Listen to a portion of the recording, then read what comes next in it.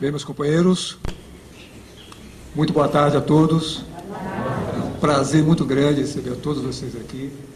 Que a paz do Mestre Jesus possa estar em cada um dos nossos corações. Hoje é um dia muito especial, essa tarde se reveste de uma alegria muito grande, pois nós temos aqui a presença do nosso amigo Clóvis Nunes. E nós começamos a nossa reunião, começando pela leitura preparatória que o nosso companheiro Allan Kardec vai fazer para a gente.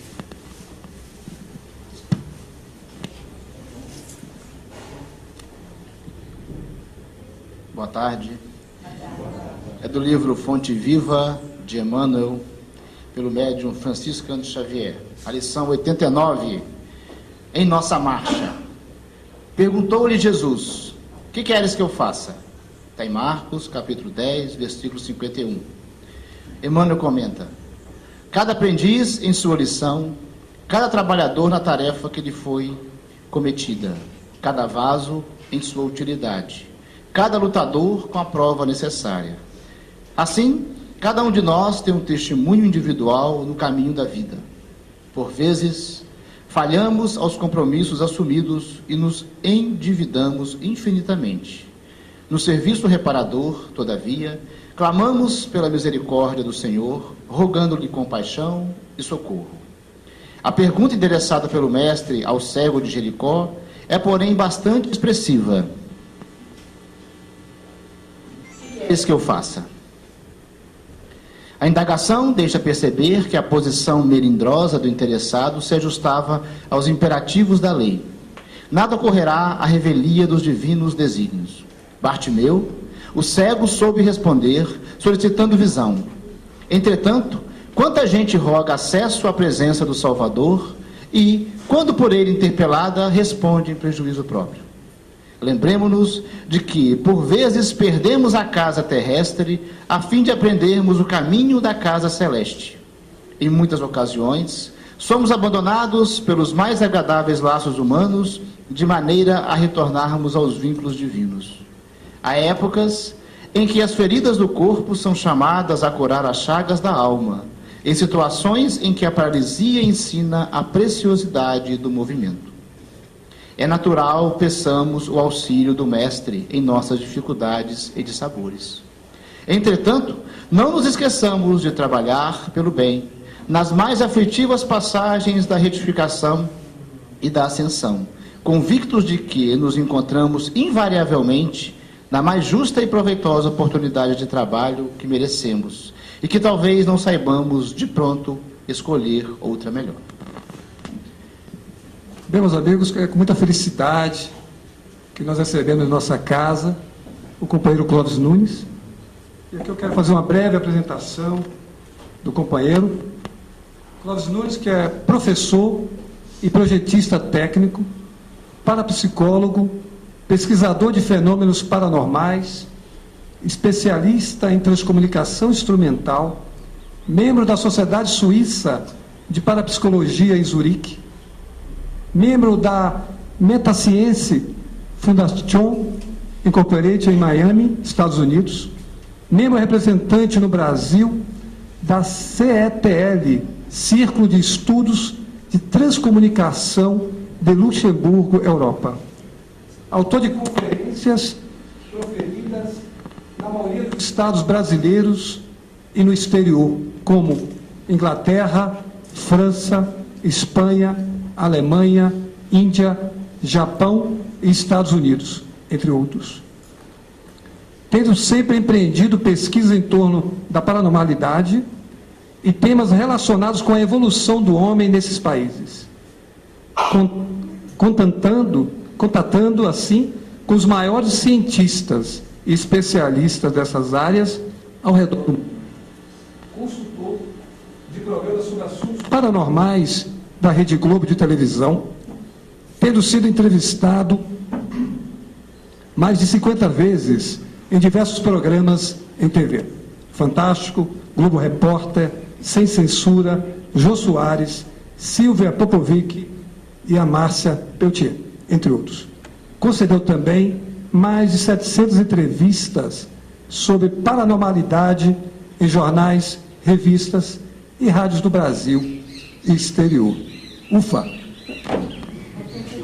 Então esse é o Clóvis, e vem falar para a gente hoje sobre transcomunicação. Então vamos passar a palavra para ele, que nós estamos já necessitados de ouvi-lo. Clóvis, fica à vontade.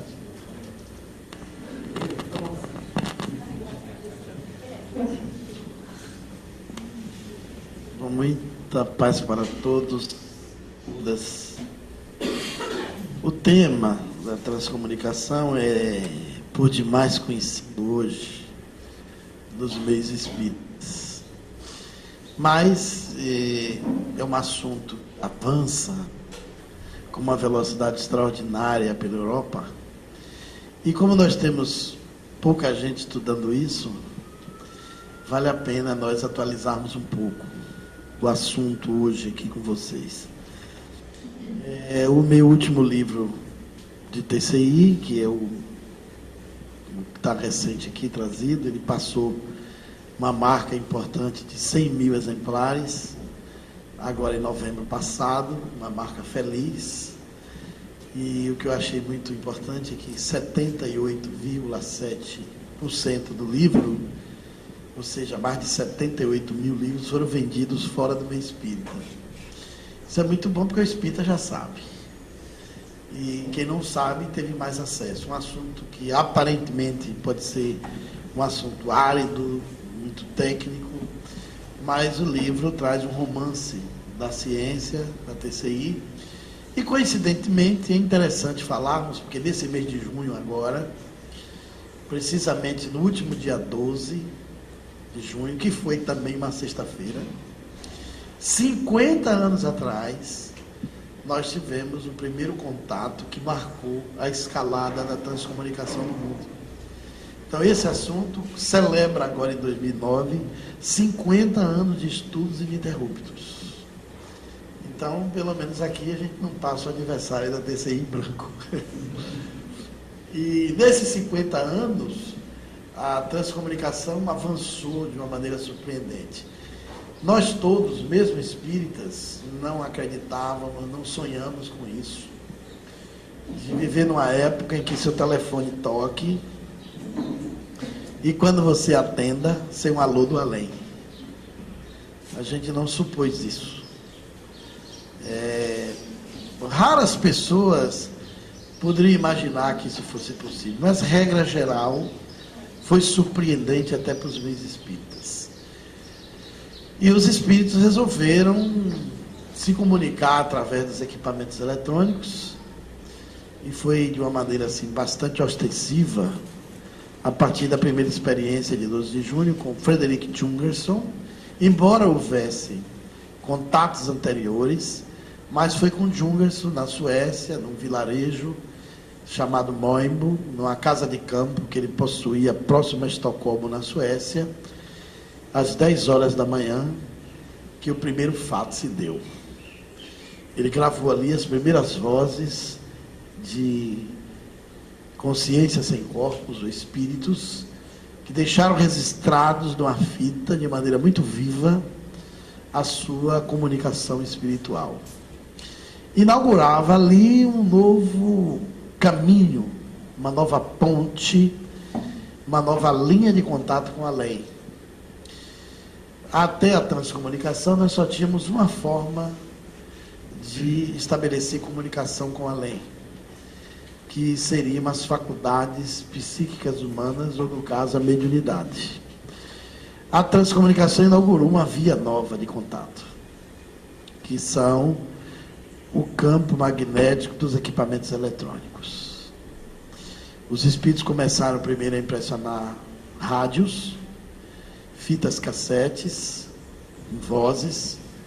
Depois eles avançaram para os telefones, na Floresta Negra da Alemanha, isso nos anos 70 para os anos 80. Depois os espíritos começaram a impressionar telas de computadores com textos digitados diretamente do além para a Terra. Depois, também nos anos 80, eles trouxeram as primeiras imagens na tela da televisão, na cidade de Aachen, na Alemanha, embora os computadores, os primeiros contatos foram na Inglaterra. Depois os espíritos impressionaram máquinas de fax. Depois eles avançaram para as imagens, ainda em preto e branco, mas com movimento. Depois com fala simultânea. E hoje tem imagens coloridas, com movimento e com voz. E os aparelhos telefônicos saíram dos fixos para os aparelhos celulares e mensagens gravadas até em secretárias eletrônicas. Uma quantidade imensa de resultados e comunicações tomaram conta do mundo. Muitos países envolvidos nas pesquisas, e eu garanto a vocês assim que hoje, no mundo da ciência, o além foi praticamente descoberto e uma grande parte dos melhores cérebros humanos vivos na Terra estão envolvidos nessas experiências fantásticas. Muitos encontros, muitos congressos, muitos trabalhos publicados, com controle científico bastante rigoroso, deram à transcomunicação uma certa legitimidade de sustentação na ciência de que hoje os conceitos sobre morte começam a mudar em alguns setores. E em breve, talvez não tão longe, nós tenhamos assim a TCI como um resultado bastante marcante, que vai trazer não só novas luzes, mas diferentes conceitos para a compreensão do fenômeno da comunicabilidade dos espíritos. Allan Kardec presumia, com muita segurança, no tempo da codificação espírita, que a única prova da imortalidade da alma é a comunicabilidade dos espíritos.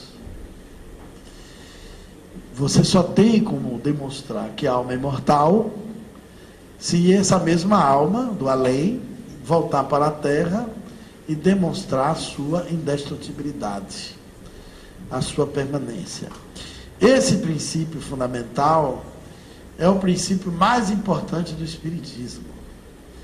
Porque para o Espiritismo valer, para ele ter sustentação, para que o Espiritismo seja legítimo mesmo, para que exista mundo espiritual, reencarnação, para que exista mediunidade, para que tudo que a gente acredita seja realmente verdadeiro, uma única coisa tem que ser verdade antes: a existência e a imortalidade da alma, após a dissolução cadavérica do corpo. Se o espírito não sobreviver, e se isso não for um fato, tudo que a gente acredita depois seria fantasia, fabulação e crença. E a transcomunicação legitima a maior evidência da sobrevivência do espírito. Ninguém sonhou que nós chegaríamos tão longe. A transcomunicação praticamente é o triunfo do espiritismo dentro da ciência. E os resultados desses últimos 50 anos voam de maneira fantástica. Aqueles aparelhos antigos que nós falávamos nas palestras, um Spiricom, um Vidicom, isso tudo já está aposentado, não existe mais, já é sucata, já faz parte da história. Hoje as comunicações se dão por outros métodos, mais extraordinários, com qualidades incríveis. E o que é interessante é que se avoluma as comunicações espontâneas. A transcomunicação tem um enredo curioso. Antes das vozes e imagens aparecerem espontaneamente, muitos homens tentaram contato. Sonharam isoladamente, embora não seja uma coisa popular, esse sonho, mas Thomas Edison, outros pesquisadores como Marconi, o descobridor do rádio, grandes inteligências do mundo da eletricidade, como Nikola Tesla, sonharam com a possibilidade de falar com os espíritos pelas máquinas, mas morreram sem conseguir nada. Quem conseguiu não desejou que isso acontecesse, nem sequer sonhou nessa possibilidade e receber os contatos. Então, a iniciativa dos espíritos surpreendeu as pessoas envolvidas na experiência. E assim mesmo continua acontecendo. Espontaneamente, pessoas em várias partes do mundo recebem contatos espirituais, se surpreendem e muitos se assustam. Hoje se calcula em torno de 20 mil pessoas envolvidas nessas experiências no mundo todo, em vários países, tentando contatos cotidianos, e não se sabe contar quantas pessoas espontaneamente recebem mensagens. Muitos não prestam muita atenção. Eu vim da Europa na última viagem, fiquei muito intrigado com uma comunicação que veio lá, de um espírito que encorajava o nosso trabalho, mas ele também agradecia pelas palestras. E como eu tenho falado sobre esse assunto praticamente há 20 anos, sem parar, eles disseram que depois das minhas palestras, eles se encorajam em ligar para as pessoas. E que não estranhasse que as pessoas que assistissem minhas palestras depois recebessem tentativas de contato. Então, vocês também não estranhem se o telefone tocar de uma maneira estranha, se tiver algum fenômeno. Não é que eu tenha nada de especial, ficou logo tudo claro, e eu também vou deixar claro para vocês. É que eles dizem que lá do além, eles não se encorajam muito em ligar, porque a maioria das pessoas não vão supor que é verdade. E vão desligar pensando que é trote. E é assim mesmo que acontece. Nós, às vezes, não temos nem paciência de esperar o contato. Alguém liga para sua casa, tem um chiadozinho, você, alô, alô, não vai falar não, hein? Você acha que eu sou desocupado? Desliga o telefone. E se disser que é um morto falando, aí é que você não acredita. Você vai dizer, vai brincar com sua mãe, você não tem o que fazer? E a gente fala até alguns palavrões, a gente perde a calma. Eu me lembro de um espírito na França que ligou para a mulher dele, recém-casado, ele desencarnou. Ela desligou o telefone 11 vezes, chorando. Você não tem pena da minha dor? Como é que você passa um trote desse, seu vagabundo? E desligava. E era ele. E ele dizia, minha filha, me escute, sou eu. Mas você não tem o que fazer. Começou a chorar no telefone. Ele disse assim, chore, mas me escute.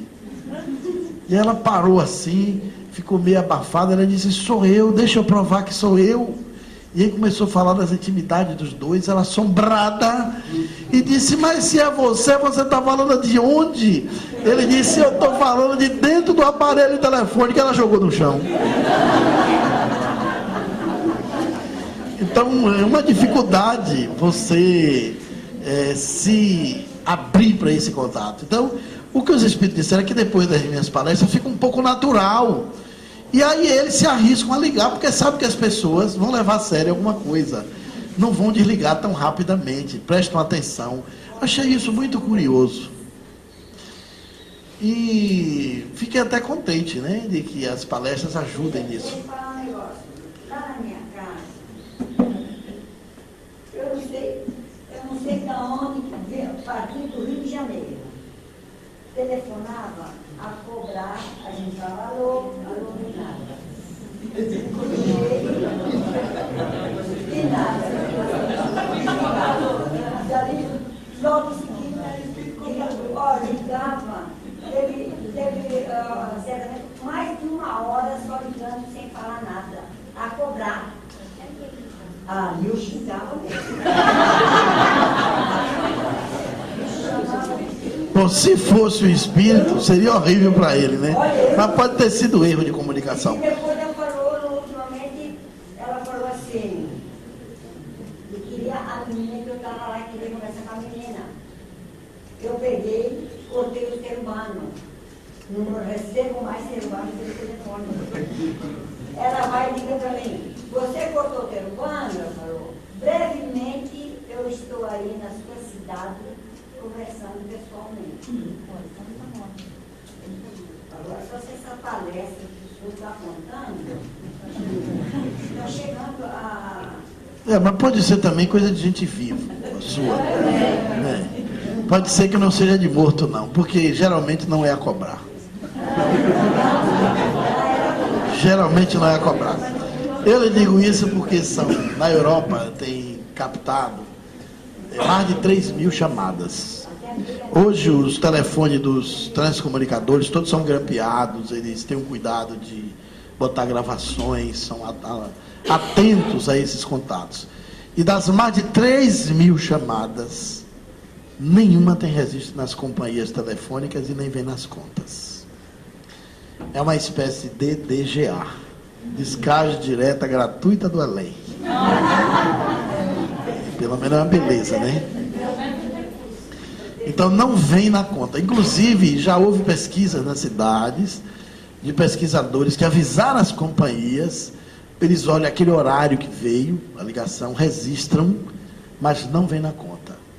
Os espíritos não precisam usar um outro telefone externo para ligar. Eles podem usar uma caixa de distribuição do prédio, da rua, e pode atuar no próprio equipamento, diretamente. Embora tenham casos assim. Na minha cidade, falando dessas comunicações espontâneas, esse homem tinha assistido uma palestra minha, e o pai dele morreu, era quem levava os seus filhos na escola, e havia um mês de morte do avô, dos meninos.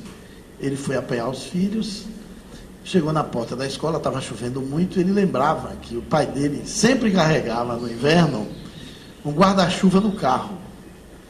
E ele naquele dia disse assim: poxa, eu sou o pai deles, mas meu pai tinha mais cuidado do que eu, porque eu não trouxe o guarda-chuva. E no entanto, ele trazia, para os meus filhos não se molharem. Como a escola era um pouco recuada, dava assim uns 100 metros do portão para lá, o menino tinha que vir correndo para não tomar muita chuva. E ele aí fechou o carro, desligou ali, ficou um pouco esperando a chuva diminuir o volume, a força, né, para ele descer. De repente o celular dele tocou dentro do carro. E ele atendeu. Apareceu um chiado. Ele pensou que fosse mau tempo, mas teve paciência. E esperou. Aí entrou uma voz sussurrada, como se fosse mesmo a voz do pai. Disse: meu filho, o guarda-chuva não é mais importante do que o amor. A linha caiu, ele olhou no Bina, tinha um número. É estranho, porque geralmente não aparece número, ou aparece 00, ou aparece número confuso, ou o telefone não dá sinal de ligação. E ele olhou aquele Bina e disse: quem diria uma coisa dessa para mim? E retornou a ligação. Quando ele retornou a ligação, na frente do carro tinha um telefone público. Não tinha absolutamente ninguém. Quando ele toca, o telefone tocou. Quando ele foi no telefone público, era o que estava no Bina dele. Aí ele deduziu que foi o pai dele que tinha ligado. Usou aquele telefone para ligar para ele rapidamente. Ele chorou ali no carro, emocionado. A chuva desceu, ele entrou e pegou os filhos. Então esses fenômenos assim são muito comuns. Mas geralmente a gente tende a tratar o espírito num telefone como se fosse um trote da terra. No caso da senhora, acho que deve ser alguém com saudade da menina que está tentando ligar. Pode ser gente daqui. Para a gente admitir uma comunicação como espiritual, você tem que eliminar todas as possibilidades dela ser normal, para depois ela ser paranormal. Mas as evidências são claras. E tem muita gente recebendo contatos telefônicos.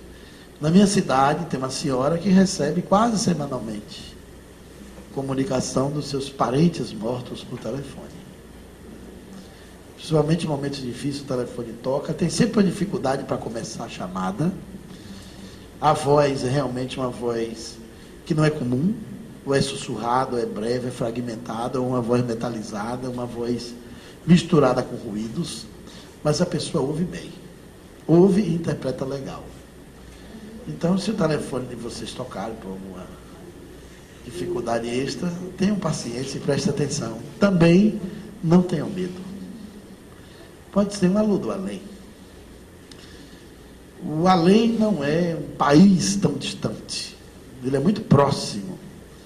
O problema é que a gente tem dificuldade com os correios. E também os carteiros não são muito confiáveis, que são os médiuns. Eles não oferecem muita confiança, porque às vezes eles interferem muito na correspondência. E a transcomunicação hoje é uma via de comunicação poderosa que pode ajudar esse correio a ficar mais fácil. Há um volume extraordinário de pessoas que recebem contatos com seus entes queridos. E no começo a TCI ocupava muito a atenção de técnicos, de pesquisadores. Hoje é uma quantidade enorme de pais, de famílias que aprenderam técnicas que ensinam outros, que leem livros e praticam a TCI, que é a sigla de Transcomunicação Instrumental. E tem obtido resultados maravilhosos.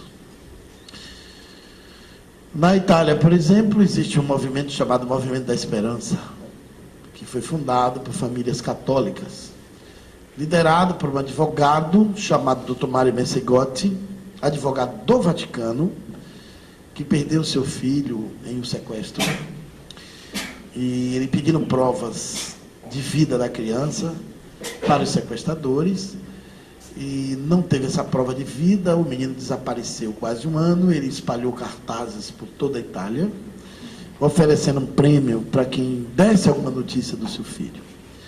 Ele foi informado por um amigo que havia um grupo de transcomunicação que consultava as vozes do além.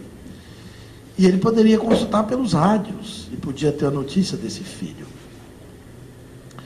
Ele visitou o grupo lá em Grosseto. As vozes disseram que o menino tinha sido sequestrado e morto, assassinado pelos sequestradores, e que o corpo dele havia sido jogado debaixo da ponte do Rio Pó. O Rio Pó é um rio bastante conhecido na Itália. Ele contratou uma equipe de mergulhadores, como ele possuía recursos, e vasculhou ali a ponte para achar o corpo do jovem. Não encontrou nada. Com 2 dias de busca. Ficou um pouco desconfortado, irritado, achou que tinha sido enganado por aquelas vozes e comentou com um amigo de uma maneira muito insatisfatória. E o amigo lhe disse: por que você não consulta as vozes? E ele disse: mas eu vou consultar uma coisa charlatanesca que me enganou, que me botou 2 dias de ocupação indevida. Ele disse: não, pode ser que houve algum erro, algum equívoco. Se você tem que questionar, não é o grupo das pessoas são pessoas idôneas. Se alguém errou, foi as vozes, vale a pena você questioná-las. Ele aceitou o desafio, foi lá, já insatisfeito, questionou as vozes. Pelos rádios, as vozes dos espíritos lhe disseram: o corpo do seu filho ficou preso nas ramagens do cipó, por trás do último pilar. Os mergulhadores não tinham equipamento para remover o cipó, e o corpo do seu filho está preso lá atrás. Não se assuste, mande procurar direito, porque o corpo está deformado, porque foi quase todo comido pelos peixes. Ele contrata novamente os mergulhadores, corta a ramagem, o cipó, e acha o corpo do filho preso. Esse homem se impressionou tanto com isso, que passou a ser dedicado ao assunto da transcomunicação. No fundo da casa dele tinha um pomar, onde os pássaros iam se alimentar das frutas e iam dormir nas árvores à noite. Caía penas de pássaros exóticos. O menino colecionava essas penas e havia colocado em 2 quadros na sala penas coloridas de diferentes pássaros. Ele foi convidado a dar um depoimento da sua experiência num pequeno evento de transcomunicação, um seminário de 100, 200 pessoas. Ele estava no trem, fazendo anotações, conferindo o que ele ia mostrar e falar. E na hora que ele leu o que ele tinha escrito: meu filho vive, eu tenho convicção disso, ele olhou para cima e viu que 4 penas de pássaros exóticos dentro do trem caía sobre a cabeça dele, em cima das anotações. Ele ficou bastante emocionado, porque sentiu que o filho dele estava ali, naquela hora, dentro do trem. E quando ele estava na plateia fazendo depoimento e contando da pena dos pássaros exóticos, todas aquelas pessoas viram várias penas que caíram sobre a mesa. São depoimentos bastante emocionantes. Ele criou o Movimento da Esperança e começou a viajar pela Itália, reunindo famílias que perderam filhos, ensinando como fazer contatos. Fez muitos encontros, hoje ele está muito velho, muito idoso, mas o Movimento da Esperança cresce.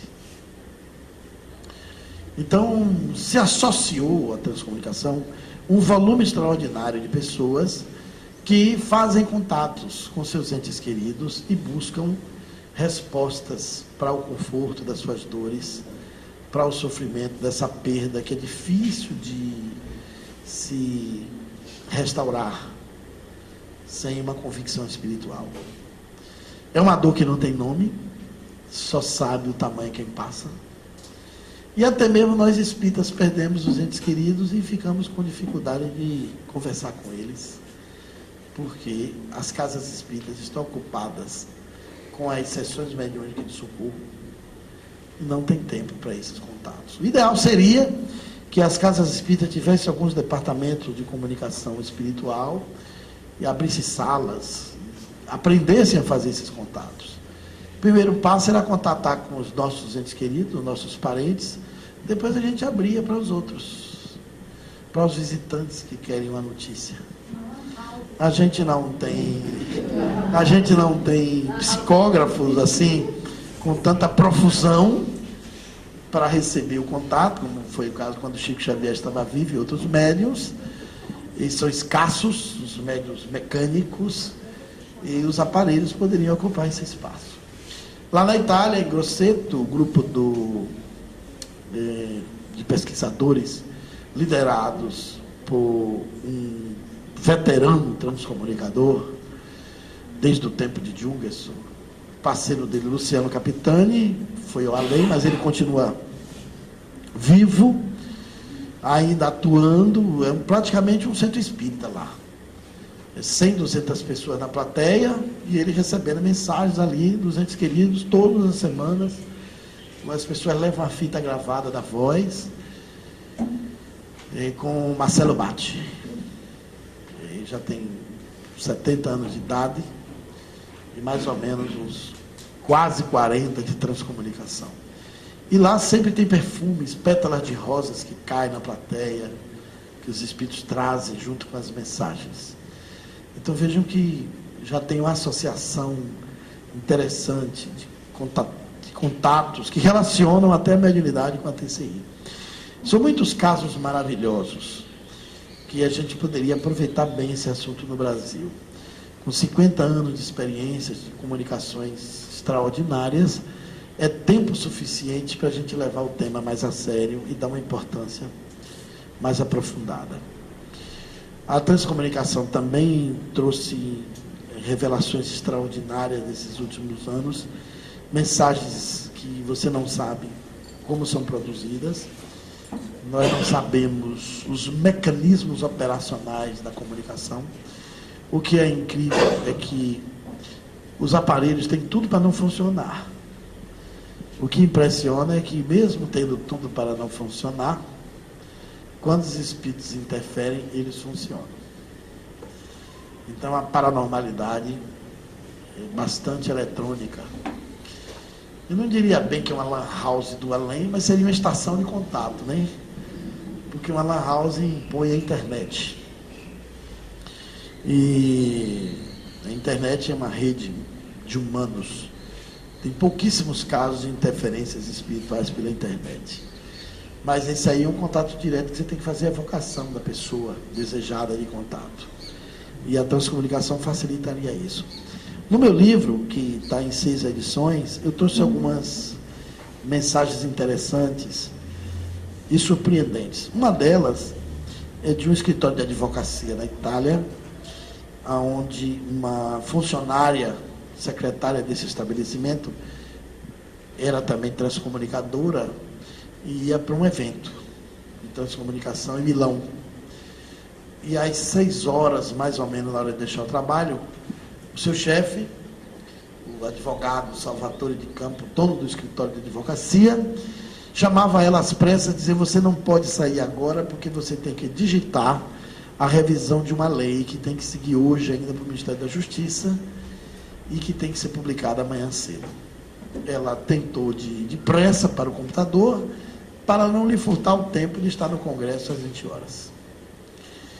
E lá no computador, no livro reproduz a página que eu trouxe de lá, tem um timbrado da empresa em cima, do lado tem o endereço, em cima tem a cidade de origem, que é a cidade de Milão, embaixo, na esquerda, em cima tem ao diretor do serviço de campo, e à esquerda, no cantinho, tem o nome Orghetto, que quer dizer assunto em italiano. Orghetto é que o assunto era revisão da lei número tal.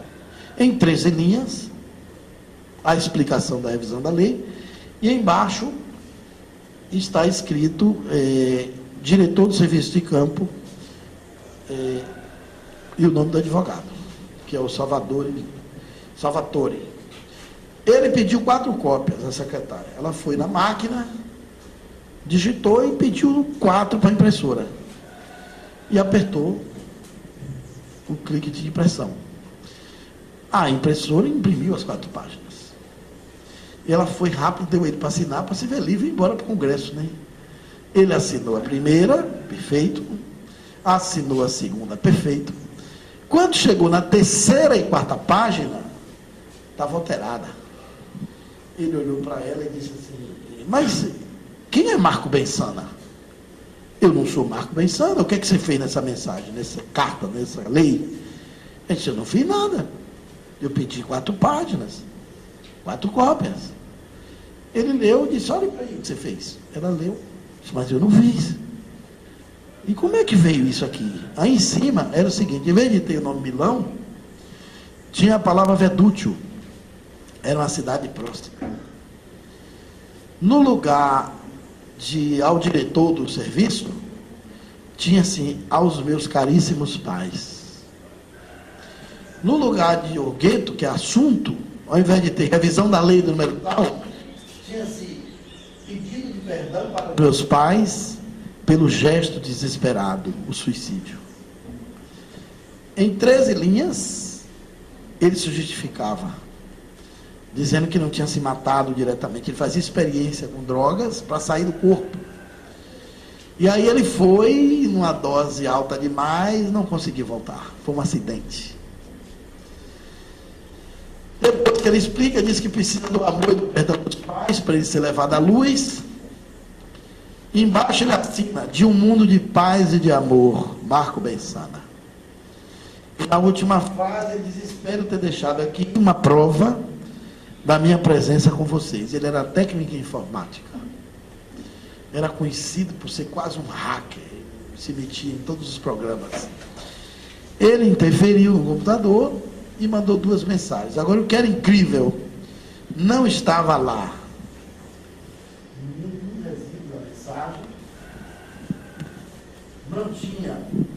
Não tinha no computador nada na memória da impressora, nada na tela da máquina.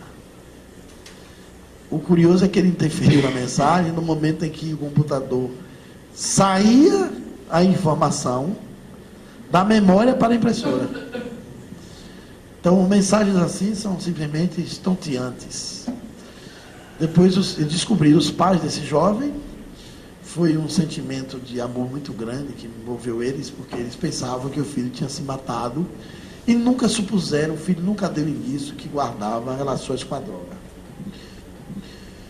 Outra mensagem interessante que eu coloquei no meu livro, e eu tenho feito questão de ler nas casas espíritas, porque eu acho que a gente pode ajudar. Essa mensagem me foi passada por Adolfo Holmes, um transcomunicador que também já está no além. Foi uma mensagem que mexeu muito na Alemanha com algumas pessoas, porque ela apareceu espontaneamente na tela do computador dele. Praticamente ele dormiu. Quando acordou e foi ao computador, a mensagem estava na tela. Ele ficou bastante assustado. Era a mensagem atribuída a Rodolfo Hess, o comandante nazista responsável pelo campo de concentração de Auschwitz, e o responsável pela aplicação e criação do gás Zyklon B, que matou, asfixiado, milhares e milhares de judeus. Auschwitz era um campo de concentração perverso, onde judeus, homens, mulheres e crianças, chegavam nos vagões de trem. Eles, de uma maneira simulada, mentia para eles que eles iam entrar no banheiro para se lavar, para se desinfetar, e entravam assim naquelas filas de 50 chuveiros por série.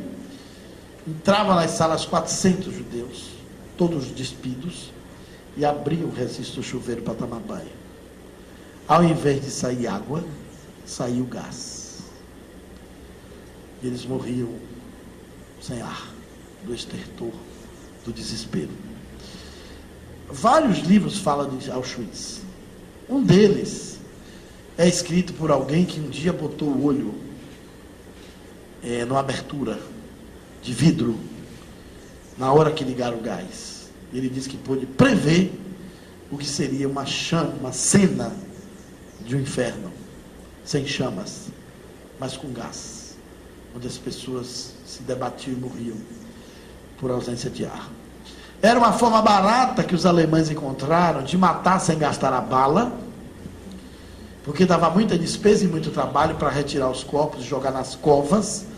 Eles retiravam aqueles corpos mortos e levavam para os fornos crematórios. As chaminés queimavam dias e noites. Consta, os historiadores, que muitos carros estacionados nas garagens e nas ruas dos alemães, por horas, quando eles entravam no veículo, eles tinham que ligar o para-brisa para limpar as cinzas humanas que o vento trazia e jogava da atmosfera nos vidros dos carros. Essas cinzas eram muitas vezes levadas em rituais pelos judeus vivos, que matavam seus próprios contemporâneos e presos ali. Era jogada no rio Eichel, que é um rio alemão, em memória aos mortos. Adolfo Holmes recebe essa mensagem, que é intrigante, e eu trouxe e vou explicar a vocês por quê. Vou ler a mensagem e ver como a gente pode ajudar de alguma forma. A mensagem veio o seguinte: é um conteúdo diferente. No começo, em vez de ter alguma saudação, tinha uma data, 1947, estava lá na tela, e embaixo escrito assim: Rodolfo Hess, fim sobre a terra. Tenta um contato espiritual por via eletromagnética com o destinatário. E ele acrescenta: uma grande infelicidade pesa sobre mim e meu grupo. Eu fui incumbido da responsabilidade da usina da morte. A obediência, que me tomou toda a razão, criou dores indescritíveis, o medo e a morte de milhares de pessoas. Eu entendi os lamentos das mães e os prantos das crianças. Os destinatários desta mensagem devem orar por Rodolfo Hess. As orações trazem ajuda. Eu experimentei desde a Polônia em 1947 ter ar para respirar, mas aqui o ar está repleto de gás. Nós lhe suplicamos nos ajudar por meio de suas preces. 650 mil espíritos choram e gritam. Seus corpos são excessivamente pesados para nós. Nossas portas estão fechadas por fora e as cinzas cegam os nossos olhos. Onde está Deus que perdoa e não nos liberta do juramento de 2 de agosto de 1934? Nós lhe suplicamos jamais prestarem atenção às propostas racistas. Numerosos são aqueles que querem nos ajudar, mas as portas estão fechadas. Por favor, abram as portas e os canais de ventilação. Há pequenas aberturas de controle, pelas quais alguns animais nos observam. Acreditem, aqui o inferno existe. Onde está Deus? Daqui não podemos percebê-lo. Seres humanos aí na terra seguem nossas obras. Nós nos suplicamos orar por todos eles. Através do nevoeiro, nós podemos perceber aqueles que recolhem as cinzas do rio Eshel e as trazem para as sinagogas. Em uma distância interminável, brilha uma luz clara, a rosa branca. Se nos fosse possível atingir essa rosa, nós estaríamos livres. Nós nos suplicamos orar pela nossa liberdade, porque nos lembramos muito profundamente dos nossos atos. Rodolfo Hess. O professor Dr. Sankovsky, que é um cientista da transcomunicação, até o autor da palavra, nos deu mais informações precisas concernentes a esta última mensagem dele. E veja o agendamento dessas datas. Rodolfo Hess nasceu em 1900 de pais católicos em Baden-Baden. Himmler o iniciou em 1934 e o agrupou na SS nazista. Era o comandante do campo de concentração de Auschwitz, em Echel. Sob ordem superior, ele era responsável pela utilização do gás em Preußen-Ziegelombe para o assassinato em massa de milhares de judeus. Ele foi libertado pelos poloneses em 1946, condenado à morte pelo Binderson e executado em Auschwitz em 16 de abril de 1947. A data 2 de agosto de 1934 refere-se à data de morte e queda do presidente Heisenberg, pela tomada do poder por Hitler como Führer ou chanceler, devendo também ser chefe de Estado e o chefe de governo numa só pessoa. O conceito de rosa branca pode, no seu símbolo universal, ser aplicado mais precisamente ao grupo de resistência do mesmo nome, criado pela jovem judia Sophie Scholl e seu irmão. Sophie Scholl tinha 19 anos quando foi executada pelos nazistas, crivada de bala. O Echel é também o principal rio da Polônia. O texto contém um excepcional agendamento de datas, 1947 até 1994. De sorte que no ano de 1947, o ano da execução, aparece antes da primeira palavra do texto. 1947, Rodolfo Hess, Fim sobre a Terra. Eu coloquei isso no meu livro porque imaginei que muita gente espírita pudesse ler o livro nessa 6ª edição. E acredito que as pessoas espontaneamente podem orar por Rodolfo Hess. Tem muita gente que não acredita muito na força de oração, coisa assim. E realmente uma oração feita sem um sentido profundo, às vezes não passa do fio do cabelo, quanto mais da casa para chegar a Deus ou a qualquer lugar. Porque a prece, muitas vezes, não é o blá blá blá da palavra, é o sentimento que sai da pessoa. E eu me lembro de 2 ocorrências incríveis. Uma delas de uma médium no Rio de Janeiro, que quando Chico Xavier estava reencarnado, ele me aconselhou conhecê-la. Eu fui conhecer essa mulher de nome Célia, por sugestão de Chico Xavier. E quando eu cheguei no Rio de Janeiro, eu vi um fenômeno espantoso, que realmente superava as psicografias do Chico. Um auditório de 700 pessoas, ela começava as sessões 10 da manhã, terminava 11 da noite. Tinha o intervalo do almoço, o intervalo da merenda, o intervalo do jantar, até o final. Intervalo de 1 hora. As pessoas saíam, se locomoviam, descansavam, voltavam. E Dona Célia ali com o microfone na mão, fazia um diálogo instantâneo, rápido, tão rápido quanto o narrador de um jogo de futebol, trazendo notícias e recados de pessoas mortas para os vivos. Era uma coisa assim. José do Patrocínio, levantava uma pessoa na plateia. O seu filho chama Drauzio Pereira do Patrocínio, morreu de acidente dia tal, tal hora na avenida tal, rodovia tal. E a pessoa confirmava. Você tem 2 filhos vivos chamados fulano de tal, assim, assim, olha, ele está aqui. E manda ele dizer isso, mas aquilo, está aqui sua avó, seu tio, não sei quem, e ele ia relembrando.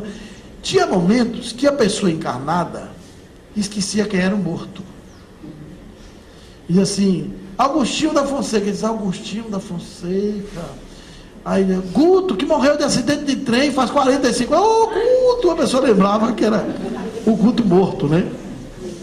E o morto lembrava ao vivo quem era. Era assim uma coisa absurda. Você chegava lá, pensava que tinha visto o maior absurdo, e tinha mais absurdo para ver, porque vinha nome de telefone, o espírito dava um nome de telefone para você. Se você morasse em prédio, tivesse 4, 5 andares, e se o seu filho tivesse morto, ele trazia os mortos dos andares quase todos para você dar recado. Os moradores desencarnados lá do prédio queriam contato com a família que morava, e você nem ainda conhecia os vizinhos. E eu me lembro até de um caso de um homem que tinha um processo do Bradesco. O homem Gravina levantou: você tem um processo do Bradesco, meu filho? Está aqui seu pai com um professor de direito que morreram juntos no acidente de avião.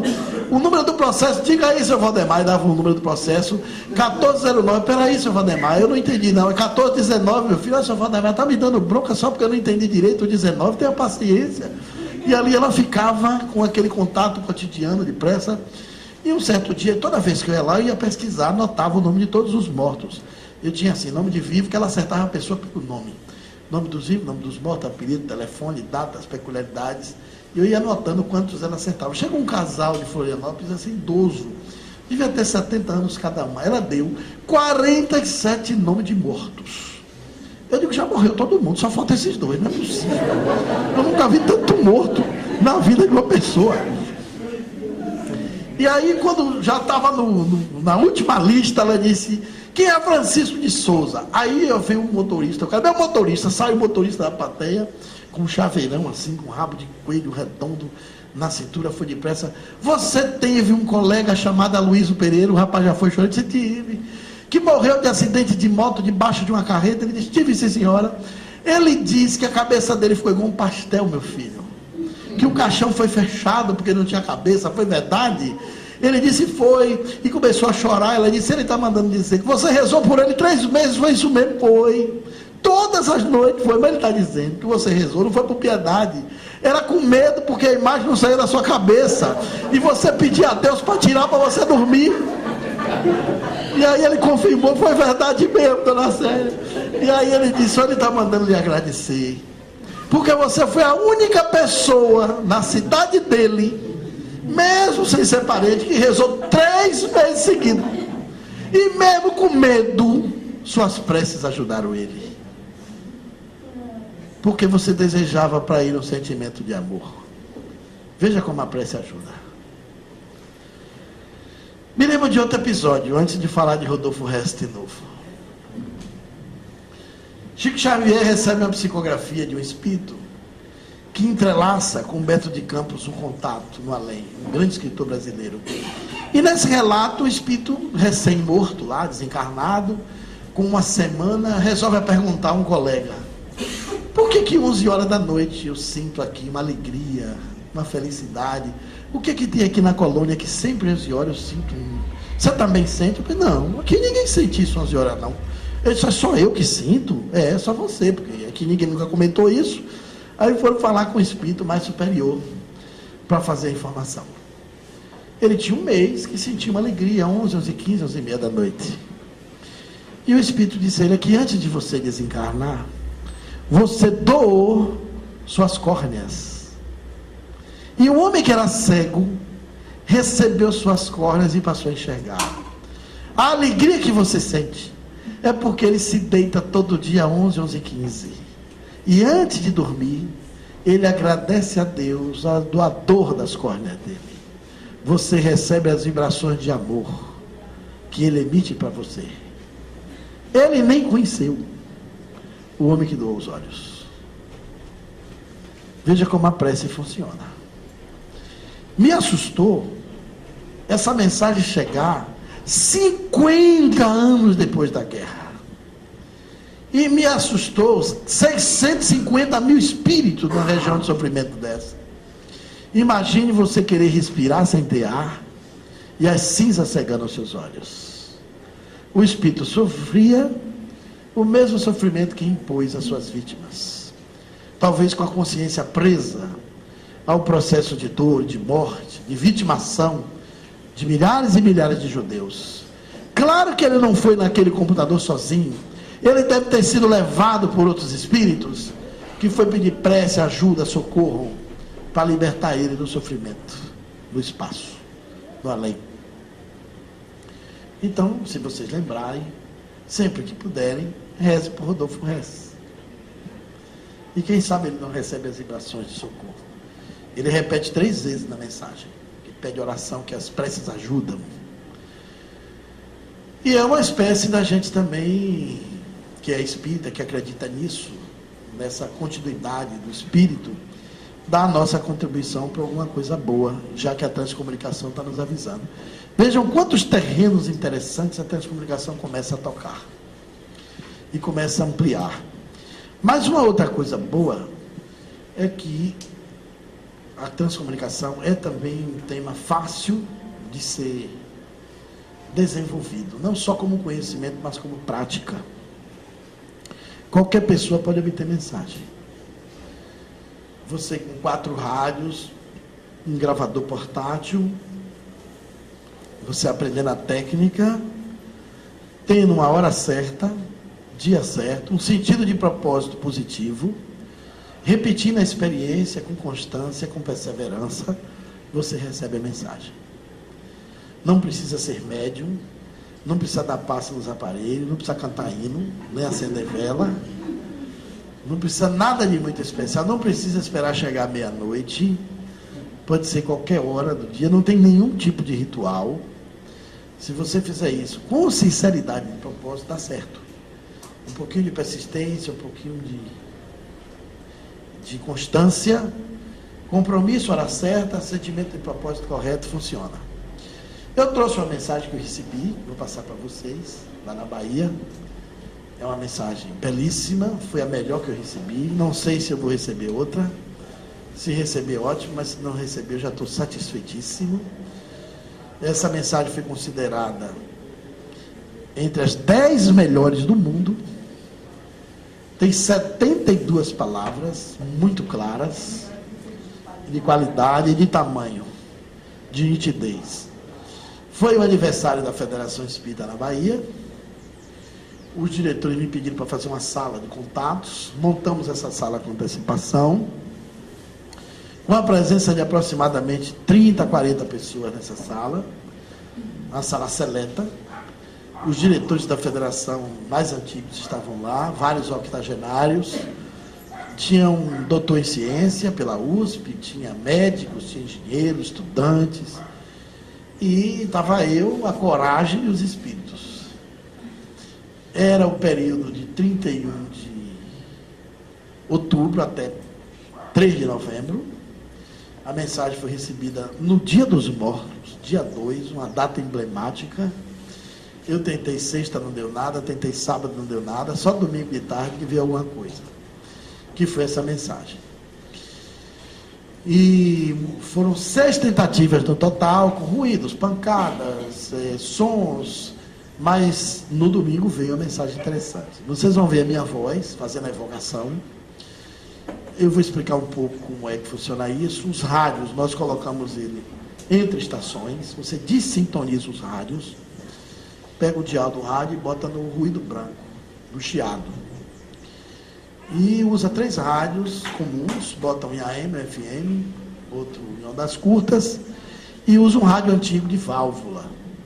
Cada rádio desse possui uma frequência diferente. O AM, por exemplo, é amplitude modulada. O FM é frequência modulada. É um comprimento de onda diferente. Ondas curtas, o nome já diz.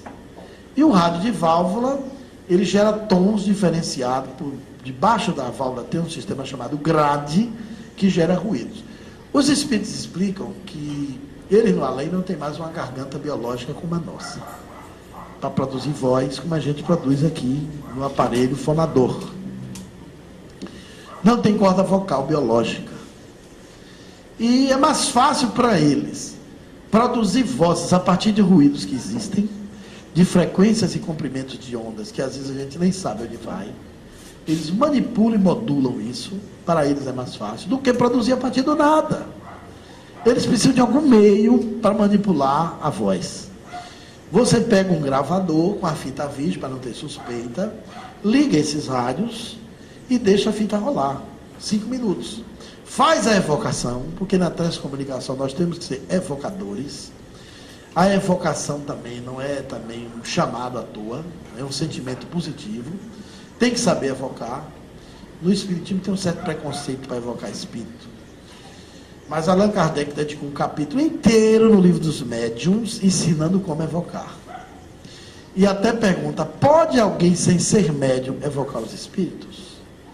E os próprios espíritos respondem que pode, desde que tenha um sentido de propósito positivo. Vale a pena botar sua saudade, desde que seja uma saudade também alegre, positiva. A saudade negativa que impõe sofrimento afasta o espírito, não traz a comunicação, distancia, dificulta. A saudade positiva é aquela alegria, aquela vontade de satisfação que você tem. Você chama o espírito, deixa a fita rolar, marca o tempo, diz que vai deixar 5 minutos, não precisa mais do que isso. Você não vai ouvir nada, só chiado, barulho dos rádios, mistura de ondas e sinais, ok? Aí você, com 5 minutos, pega o gravador e registra que acabou. Fala assim, final de contato. É uma forma de você dizer que acabou a comunicação entre você e eles. Baixa o volume do rádio, porque se não der certo a primeira vez, você faz segunda, terceira, quarta. Rebobina a fita e escuta. A fita vai reproduzir naturalmente os chiados do rádio que estavam ligados. Compreenderam? Mas, surpreendentemente, por cima daqueles chiados, ou por trás daqueles chiados, pode aparecer a voz da pessoa que você chamou. Você não ouviu, mas o Espírito gravou. E fica ali para sempre. Você só ouve quando rebobina a fita e faz a reescuta. A técnica que nós gravamos foi essa. Eu imaginei, era 70 anos de Federação Espírita. Quem era o espírito que poderia se comunicar ali? Botei os fundadores do Espiritismo da Bahia, os presidentes, os mais famosos. Aí tinha a opção de nome ilustre. Manuel Filomeno de Miranda, José Petitinga, não sei quem, Deolina Murim, tudo do além.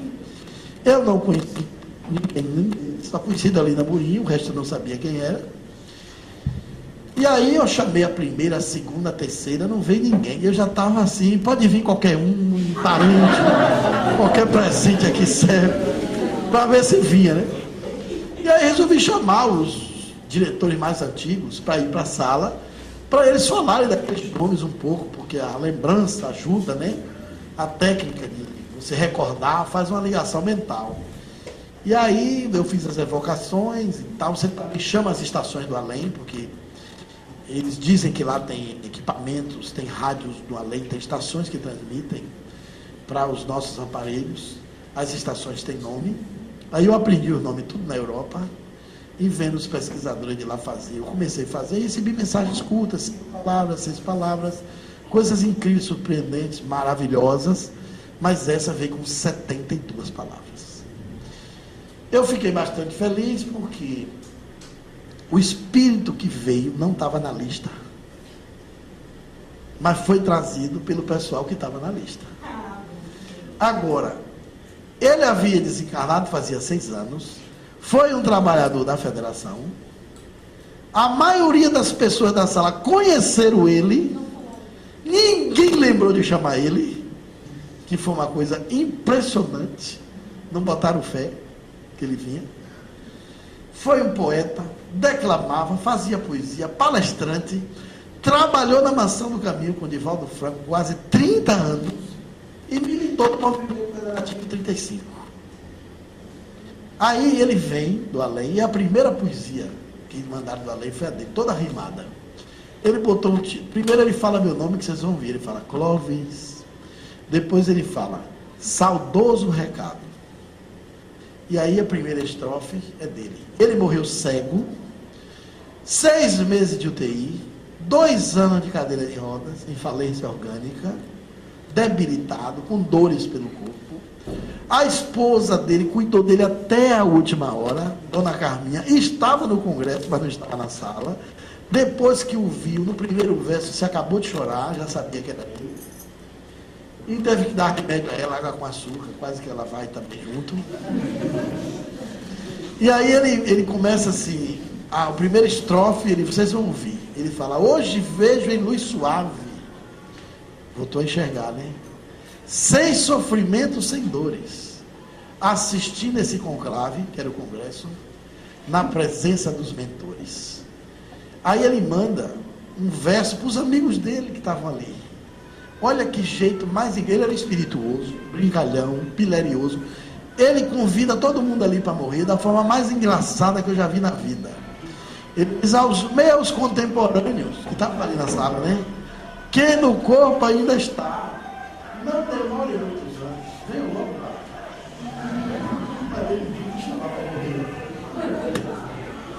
Aí no terceiro verso é para a esposa dele. Que é um verso assim, belíssimo, uma declaração de amor bonita. Minha Carminha querida, dona dos afetos, deste outro lado da vida, os meus olhos ficam os teus. Agora ele vai. Aí ele fala, daqui vos fala Astrogildo, com Pitidinha do lado, Etienne, Deolido e Amarildo, eram os espíritos que trouxeram ele. No final da fita, antes que eu pegue o gravador e tirar o contato, ele bota outra frase e diz, possível, Clóvis. Porque sempre que eu evocava, ele dizia, uma comunicação se possível, um contato se possível, de uma maneira humilde de você não impor a ordem do espírito. Eu pedi a eles que venham. E aí ele fala que foi possível. Muito claro, muito bacana, muito bonito, muito forte, muito emocionante. Avaliei cada detalhe da palavra, são 72 palavras maravilhosas, limpas, claras. E eu fiquei contente porque na transcomunicação, os espíritos que mandavam mensagem, Tecnícia, Adolfo Ramos, era Constantino Raul, foi dele.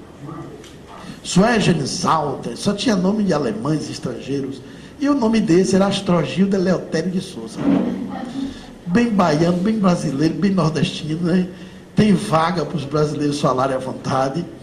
Isso quebrou aquele mito que só vem coisa se for do estrangeiro, só vem comunicação boa se for de lá. E essa veio límpida, extraordinariamente límpida. Eu levei para o último congresso em Vigo, na Espanha. Foram feitas mais de 60 cópias dessa mensagem, traduzida, eu tenho feito uma ata, ela inclusive está na internet, mas aqui a gente vai ouvir de uma maneira mais emocionante, mais clara. Tem alguém que possa passar para mim? Num gravador, num som? Aquele som está ligado à caixa? Tá. Então você bota. Eu começo falando qual é o horário, o local que eu estou, tarde de domingo, Salvador, Bahia. E vou descrevendo. A minha voz é a primeira. Vocês vão ver que tem muito chiado. Porque eu estou falando por cima dos equipamentos ligados. Aí eu chamo o espírito, aquela lista de gente. Aí o que acontece? Isso pode deixar passar. Pode. Bota o microfone na caixa. Deixe baixinho, depois a gente aumenta um pouco. Que essa evocação aí não é tão importante não. Deixa eu rolar um pouquinho. Agora sim, pode deixar rodar, né, baixinho. Baixa um pouquinho. Baixa um pouquinho, baixou, pronto. A gente estava no Centro de Convenções de Salvador, no Congresso Espírita. Aí eu faço o registro onde eu estou, o lugar, a data. E aí a gente está nesse contato que deu certo. Vocês vão ver que depois da minha fala, pode aumentar um pouquinho. Tem um período que o som sobe, né? Os chiados atrás dos rádios. Está vendo? Essas estações são do além. Isso, está bom a altura. Aí eu já estava apelando para todo mundo ajudar, né? Para ver se vinha. Bota o microfone perto da caixa que o pessoal lá em cima ouvir também. Ah, tá tendo lá, é? José Tinga, Manuel de Miranda, Arthur Pires. Nenhum desses vieram, né? Que já falei. Machado, E eu chamei várias vezes. Carolina Amorim, Alfredo Miguel, Leonardo Batista, Cristóvão Silva, Todos Luiz mortos. Gonzaga Pierre, O que vem, o Astrogildo, eu garanto a vocês que ele está bastante morto. São 6 anos de sepultado, o óbito assinado, todo mundo foi para o enterro, então não tem dúvida que ele está morto. E a voz é de alguém que ninguém esperava. Então veja que ele aparece a voz dele falando: Clóvis.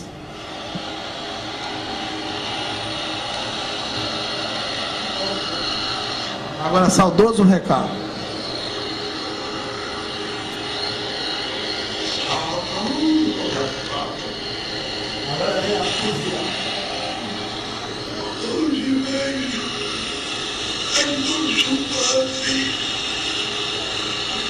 sem sofrimento, sem dores, assistindo este conclave na presença dos mentores Agora ele chama os amigos para morrer. aos meus contemporâneos. Quero ainda está. Não demore por muitos anos. Venham logo para cá.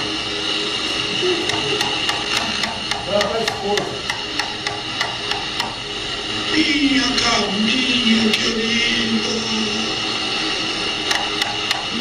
toma os afetos meus. Deste outro lado da vida, os meus olhos fitam os teus.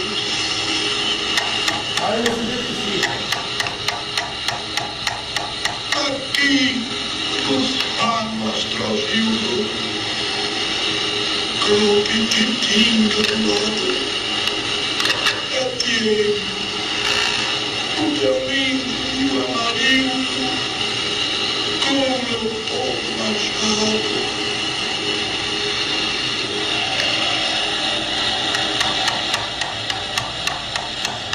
Aí que ele fala: possível, Clóvis.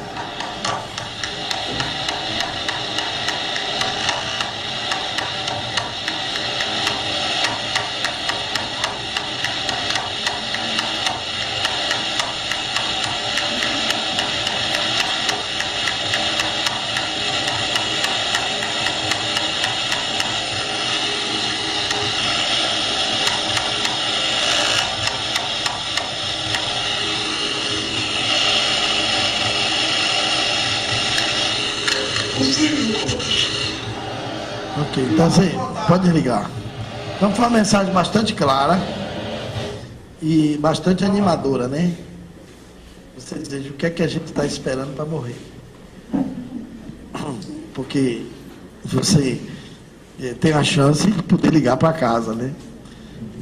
Poder falar por um gravador, até por uma televisão. Às vezes você nunca conseguiu sair na televisão aqui, depois de morto pode. De lá para cá mandar um contato. É uma comunicação bastante expressiva. Você imaginar que a voz de uma pessoa morta é diferente um pouco da mediunidade, porque isso aí está gravado para sempre. Você vai escutar quantas vezes você quiser. Você impressiona os seus sentidos físicos. Você não vê pela mediunidade, não ouve pela paranormalidade da audição. Você ouve com os ouvidos físicos.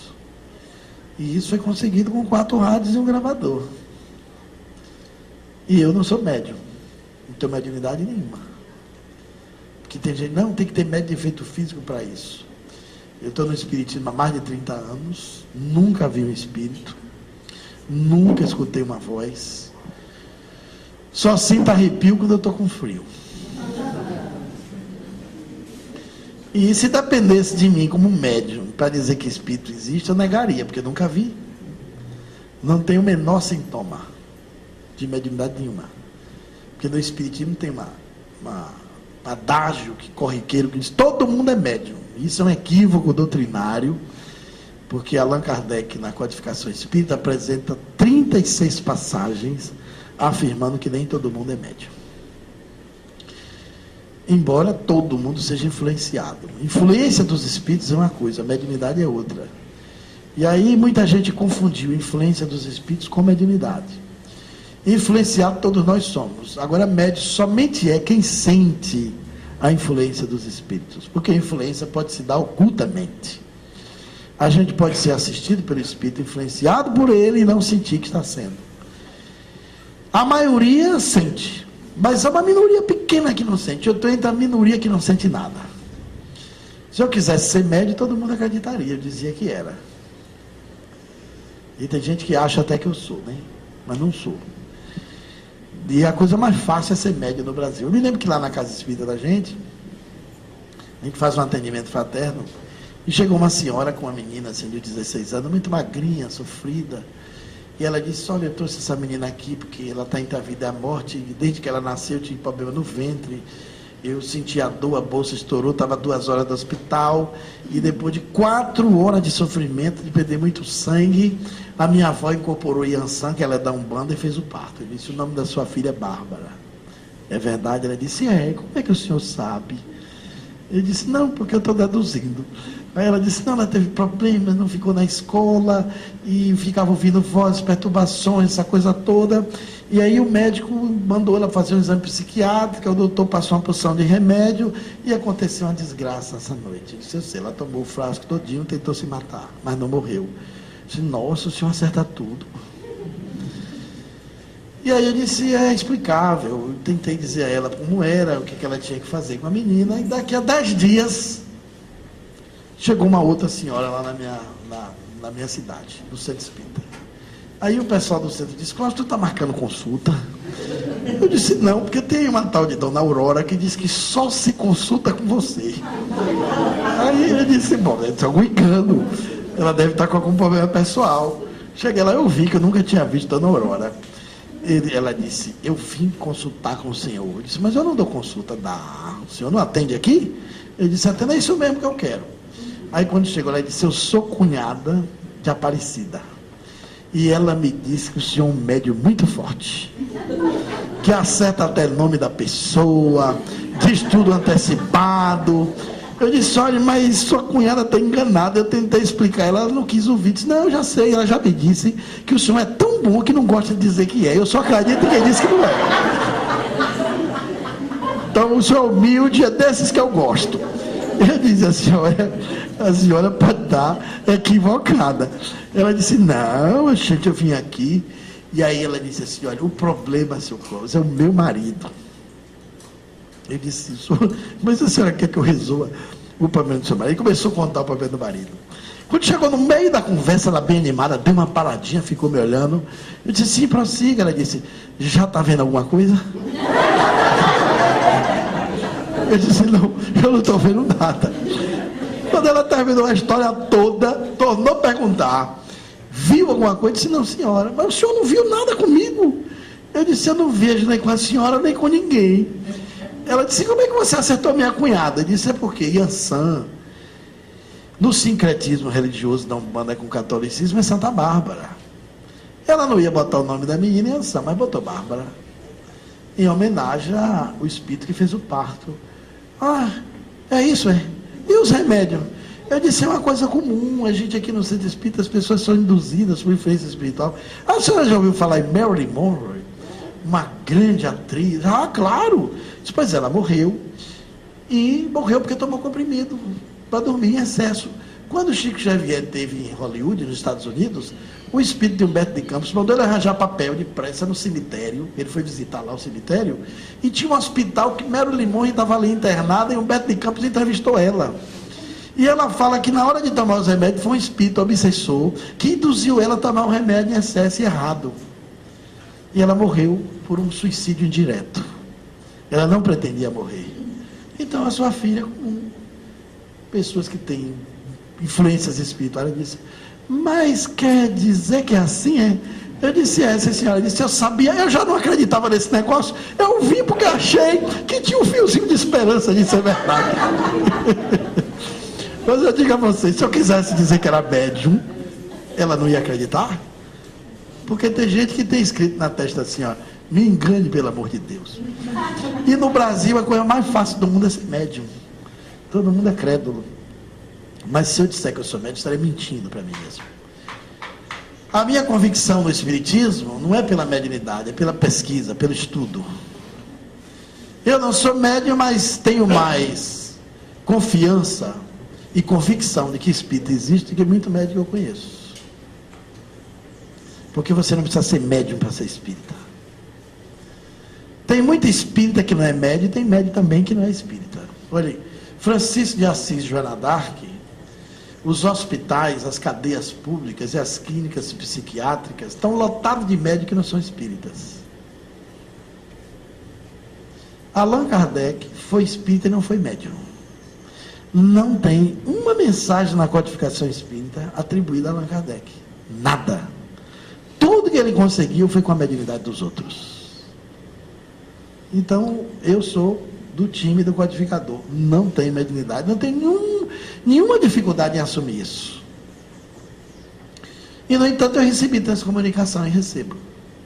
Recebi telefonemas na minha casa, na madrugada, vários, todos de autoria espiritual. Então, eu estou dizendo isso a vocês, que é um assunto apaixonante, porque agora, quem não é médico tem chance de fazer contato. Não é? Mas aí a gente tem que esclarecer algumas coisas. Algumas pessoas ficam com medo da transcomunicação. E no movimento espírita, alguns preconceitos, assim, e agora? Com tanto equipamento eletrônico, o que vai ser dos médios? Será que eles vão receber aviso prévio para se aposentar? Eu fiz uma conferência no Rio Grande do Sul e o jornalista fez uma sarja. Botou na primeira página do caderno 2 do jornal. Aí tinha uma mesa comprida, na cabeceira tinha uma televisão, um computador, um rádio, um telefone e outros aparelhos, né? E em cima estava escrito, Sessão Mediúnica do Futuro. Aí tinha um balãozinho em cima da TV, e a TV dizia, irmão computador, faça a prece de abertura dos trabalhos. É claro que isso é uma hipótese um pouco absurda, né? Embora humorada do desenhista. Porque a mediunidade é uma faculdade inerente à espécie humana. É uma condição psicobiofísica que a biologia otorgou ao ser humano. Não é a presença dos equipamentos eletrônicos trazendo contato com a lei que vai subtrair da espécie humana uma predisposição psicobiofísica que se radica no organismo da pessoa. A transcomunicação é mais uma ponte de comunicação. Uma ponte de comunicação que vai além da comunicação virtual. Nós avançamos no contato extraordinário. Primeiro a gente teve o código Morse, que foi os primeiros contatos de comunicação entre os homens. Depois avançamos para o telefone com Alexander Graham Bell em 1874. Depois fomos para o rádio. Depois fomos para a televisão nos anos 50. Depois chegamos no computador nos anos 80. Depois o telefone se casou com o computador. Chegamos na telemática, nos satélites, nos bits, na comunicação virtual. E agora nós estamos no mundo da transcomunicação, que é a comunicação transcendental. É uma nova forma de se comunicar com outros níveis de consciência, com outras dimensões, com outras realidades. Então é um tema que não se pode mais negar sua força, sua pujança.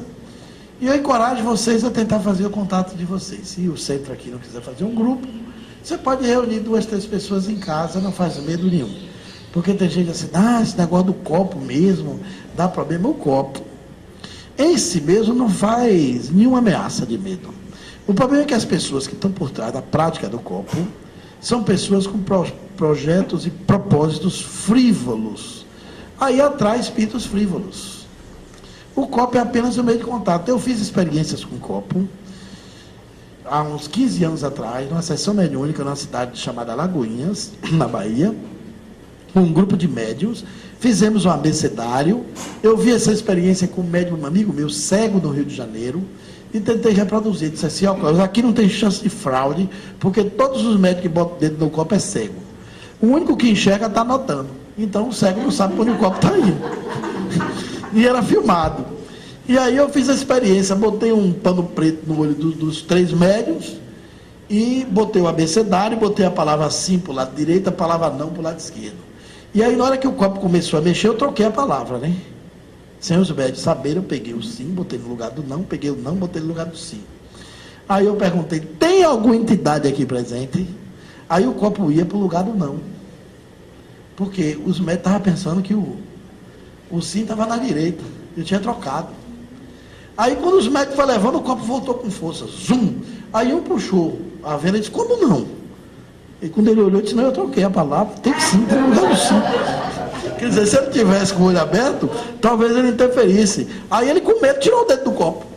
Eu digo, mas você não estava aqui botando o dedo para o copo andar com o espírito? Como é que você está com medo do copo? A gente tem uma relação difícil com o espírito. É uma cultura de amedrontamento que ainda está no inconsciente da gente. A gente tem um certo medo, né? E nesse dia, eu me lembro, chovia muito.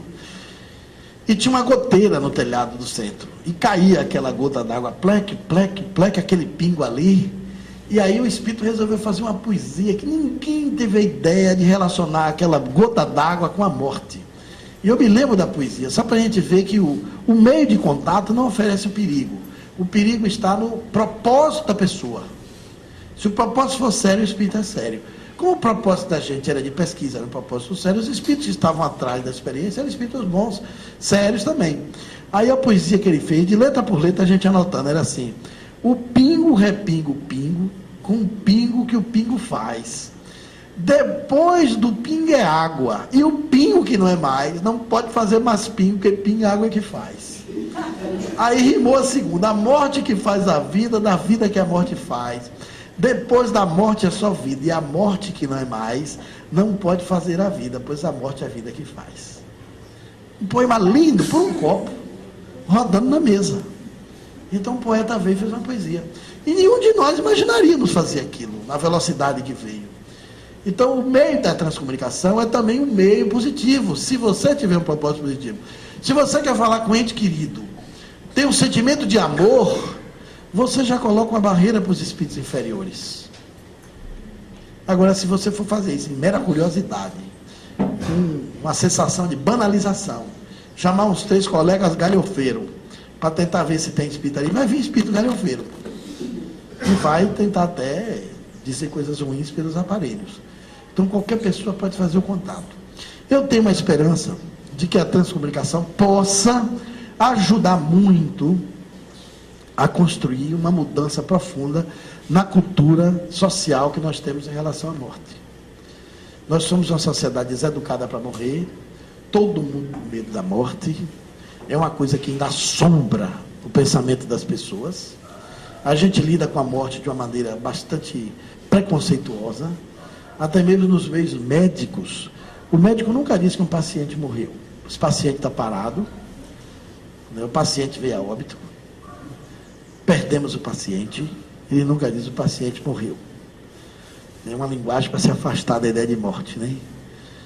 Tem uma distância. E nós, mesmo como espíritas, temos um receio de ver espírito assim, explicitamente. É tudo.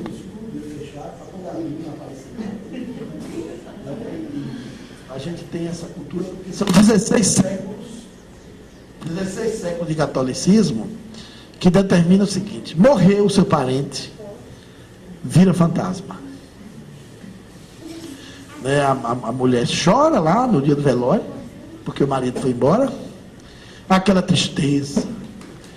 No terceiro dia, ela se deita lá, espera o sono chegar.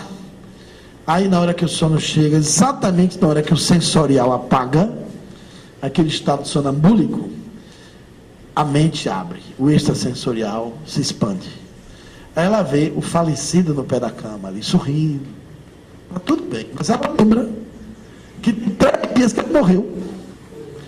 Ela assusta, o coração vem para a boca, faz um Pai Nosso, faz uma prece. No outro dia de manhã, se for católica, reúne a família e diz assim: precisamos rezar uma missa de 7º dia para seu pai. Mas aquela missa é para ele ir embora. Ele não vai aparecer mais. Porque morreu, vira fantasma. Você imagina, seu filho morreu, lhe assombra. Tem gente assim que vai falar de espírito. Nossa, como eu estou arrepiado. Tem medo de espírito. Medo de se relacionar. Porque criou-se a ideia de que o espírito é uma entidade que nos assusta. Repare, os filmes, o cinema conduz espírito. É caveira, é com machado na mão, é matando, é assombrando as pessoas. Ele está sempre associado ao terror, ao medo. É os filmes assim, o grito, 1, 2 e 3. É a assombração, coisa assim. Então bota os imortais, como aqueles que saem cortando todo mundo no machado, na faca, e cheio de sangue, afoga no lago, ele volta. É uma tristeza, né? Então os espíritos estão sempre ligados a essa cultura de amedrontamento. Talvez, quem sabe, isso faça parte da linguagem cotidiana dos povos. Talvez não demore tanto. Mas eu digo que essa resistência de negar o espírito já não é assim tão rigorosa. Já existem profundos abalos no muro espécie da descrença e que traz assim uma esperança de convicção de que a morte não mata ninguém. Na verdade, a morte só libera a gente. E a morte, de fato, aquela hora de morrer, a gente não sabe, né? É uma esperança. Porque é a mesma coisa de você saber a hora que você dormiu, você não sabe. Você sabe a hora que você se deitou. Mas você vai dormindo aos poucos. Aí, a hora exata da morte, a consciência sofre um torpor. E você fez. Quando você acorda, pode já estar morto no além. Pode ser que o enterro já aconteceu, geralmente acontece. Ou pode estar pegado ao hospital, pensando que está vivo. E já tem dias, meses que foi enterrado. Dependendo do nível espiritual, quanto mais apegado a gente for às coisas daqui, apegado a sexo, a dinheiro, a casa, a bens materiais, ao corpo, mais sofrimento a gente vai ter. Quanto mais desapegado, mais livre a gente vai. O negócio é a gente se desapegar de tal forma que, se possível, a gente possa acompanhar até o enterro. Aí é que é legal, né? O marido de braço dado com a mulher, brincando ali com as filhas. E se tiver médio na hora, ele tem que incorporar um para fazer uma prece e agradecer no corpo, né? Aconteceu isso na Itália. Os videntes viram o defunto caminhando. E lá no cemitério ele incorporou uma moça e fez a prece. Isso é possível. Na transcomunicação do meu livro tem uma foto de um espírito. O Frederick Junks, o pioneiro, morreu na Suécia, foi ser enterrado. O grande amigo dele, idoso, não tinha como pegar o trem, não tinha idade mais, estava cansado, a mulher dele muito gripada com febre. Ele liga a televisão cheio de pesar. A imagem do amigo morto aparece na TV. Ele corre no quarto, pega a máquina e filma. Eu botei essa foto aqui no livro. Ele ele fotografa e a imagem dele aparece na TV. Quer dizer, aquele negócio que os católicos dizem assim, morreu, descansou, não é muito verdade não, porque esse daqui, antes de ser enterrado, já estava trabalhando. Não é verdade? Já estava aparecendo do além para a terra. Então, está aqui no livro. Quem quiser depois, olha, eu não sei onde está, qual é a página. São 96 fotografias que tem no livro. Boa parte dela é de gente morta, viva na TV. E essa imagem foi impactante para ele, porque foi um contato bonito e demorado na tela da televisão. Então, veja que a vida lá é muito dinâmica. Aquele mundo espiritual, que a gente não sabe direito como é, que a novela da Globo mostrou, não sei se você lembra daquela novela Viagem, que tinha uma porção de espírito, parecia internado de hospital psiquiátrico, tudo andando na flor branca, assim. Aquilo era horrível demais. Eu não aguentava ver aquela novela. Que falta de orientação para os produtores. Gente, se aquilo... se aquilo for mundo espiritual, meu Deus, é melhor não morrer. Porque é tedioso ficar no lugar daquele. O mundo espiritual, os espíritos se organizam em sociedade, tem trabalho, tem dinâmica, tem tecnologia. Na transcomunicação eles relatam isso. São cidades espirituais, tem diferentes níveis de ocupação, de desenvolvimento. Tem espíritos responsáveis só para se comunicar com a Terra. Tem outros responsáveis por produzir conhecimentos, para inspirar pessoas. Outros responsáveis para elaborar reencarnações. Tem diferentes ocupações. Nas psicografias espíritas também a gente vê isso. nos relatos espirituais. Então, a vida no além é uma vida dinâmica. Então, a hora de morrer, exatamente, não é para ser temida a morte como fato. O que a gente deve temer é a doença, é a enfermidade, é o sofrimento que antecede a morte. Isso deve ser ruim. Mas o ato de morrer deve ser tranquilo. Então, morrer de infarto deve ser uma bênção. Coração parar, você ir. Morrer dormindo, gente, isso é merecimento. Diga que não, você já está até na posição de ser levado. Não dá trabalho a ninguém. Já fica tranquilíssimo. Então, a transcomunicação pode ajudar muito a gente a conversar. Vejam que eu fico sempre preocupado assim. Nós não temos nenhum especialista aqui para ajudar as pessoas a morrerem. Eu queria que vocês só pensassem comigo. Tire essas duas crianças que estão aqui. Nos próximos 40 anos, nessa sala aqui, estaremos todos mortos. Já pensaram nisso? Eu sei que tem gente que não vai levar 40, né? Tem gente aqui que está mais para lá do que para cá. Pode ir mais cedo. E quem está jovem, achou que não vai, tem um negócio chamado morte prematura, que mata 30% da humanidade antes da hora. Acidente de carro, trombose, AVC, um bocado de coisa aí mata rápido. Então veja, a gente não diz, eu não gosto de pensar na morte não, porque isso é pensar no futuro. Mas como é que você não vai pensar no futuro, se é no futuro que a gente vai passar o maior tempo da nossa vida, se o passado já passou, e o presente daqui a 2 minutos é passado. Então a única certeza que a gente tem da vida é que vai morrer. Você pode duvidar de tudo, pode duvidar de mim, pode duvidar da minha palestra, pode duvidar da transcomunicação, mas uma coisa você não pode duvidar: você vai morrer. Quem duvidar pode esperar. Vai voltar para dizer. Uma vez eu fui falar isso, a mulher com muita raiva na plateia: você também vai morrer, ordinário. Com raiva de mim. Porque ela achou que eu estava fora. O medo que a gente tem da morte é terrível. Então, ficou com raiva, ela ficou com raiva, porque eu estava falando isso, lembrando, né? Então, nós temos na transcomunicação uma grande ferramenta para construir uma coisa positiva, que pode se chamar educação para a morte. Talvez um dia, quem sabe, a gente tenha terapeutas, psicólogos, para fazer terapia para desencarnação. Não é legal? Você fez 70, já tem que começar a se preocupar. Testamento, se tiver dinheiro, faça logo. Porque dá problema quando não faz. O maior sofrimento de quem tem bem lá é ver a família se acabando aqui. Deixou na terra a vida mal resolvida. Fez 70, perdoe logo seus inimigos, chame todo mundo para as pazes. Resolva seus problemas. Você é ilegal para não ir mal. Não, tinha que ter. É o engraçado, para nascer a gente tem pediatria, neopediatria, ginecologia, fetologia. Tem tantas especialidades para nascer. Pré-natal, imagina ele nascer, já tem o pré-natal. Agora não tem nada para morrer, é defuntaria, com especialidade, sei lá, psicologia para a morte. Você disse, pegar seu avô aí de 80, 70, vovô, vamos fazer uma terapia. Se você disser para seu avô, e aí, está preparado, para quê? Para morrer? Ele quer me matar antes da hora? Já soa mal. Parece até que você está desejando a desencarnação da pessoa. Né? Então, nós somos até assim, como é que eu digo? Desonestos com os nossos parentes. Eu não sei aqui, mas lá na Bahia o pessoal chama muita gente espírita quando tem alguém para morrer em casa, né? Chama para confortar, para fazer um evangelho. Geralmente é quando o pé da pessoa já está inchado. Porque diz que quando o pé incha já está perto de morrer. E um sinal de morte é o doente ver parente morto. Aí diz que é 3 dias. Os parentes já vêm buscar. Isso é a experiência espírita dos mais antigos lá. Aí se estiver vendo o avô que morreu, o tio, o pai, pode esperar que é 3 dias, vai embora. Aí eu fui lá num desses, né? E o rapaz era da Marinha.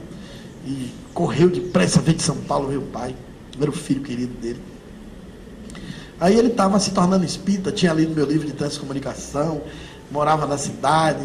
E aí me ligou para ele lá dar um conforto, lá vou eu com ele. Aí, então no quarto, a família toda ali, o velhinho, coitado, 86 anos, debilitado. Quando viu que ele chegou, acho que o velhinho sentiu pela voz, uma coisa assim. pegou na mão dele, o filho pegou na mão do pai, falou: papai, sou eu, sou José, estou aqui. Ele fez um esforço hercúleo, abriu os olhinhos assim e falou: ô meu filho, eu acho que dessa vez seu pai vai embora.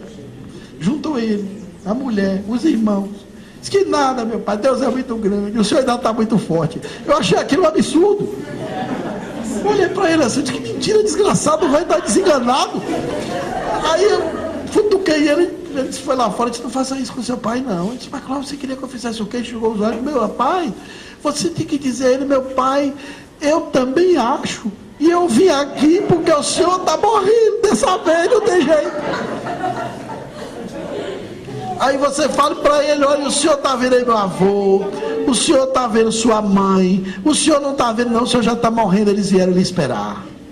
E dê esperança a ele. Digo: olha, eu li um negócio aí de transcomunicação, que agora o senhor pode até telefonar para casa para dar notícia. Quer dizer, o Espiritismo dá uma outra convicção a gente. Você pode dizer isso a um parente. Eu digo isso a vocês porque eu estava em São Paulo fazendo uma palestra de transcomunicação, e uma senhora que dirigia uma sessão mediúnica há 30 anos, com o marido dela. O marido teve um tumor no cérebro e morreu consciente na UTI. Deixaram ela entrar, porque ele ainda estava lúcido, e aí ela entrou por amizade dos médicos, tem uma corrente médica que acha que ela pode ser acompanhada também, e deixaram ele entrar. E lá ele sozinho com ela, segurou na mão dela e disse assim: minha filha, me responda. Ele espírita e ela também, viu? 30 anos de reunião mediúnica. Você tem certeza mesmo que tem vida depois da morte? Na hora, acaba vacila, viu? Pensa que não é brincadeira.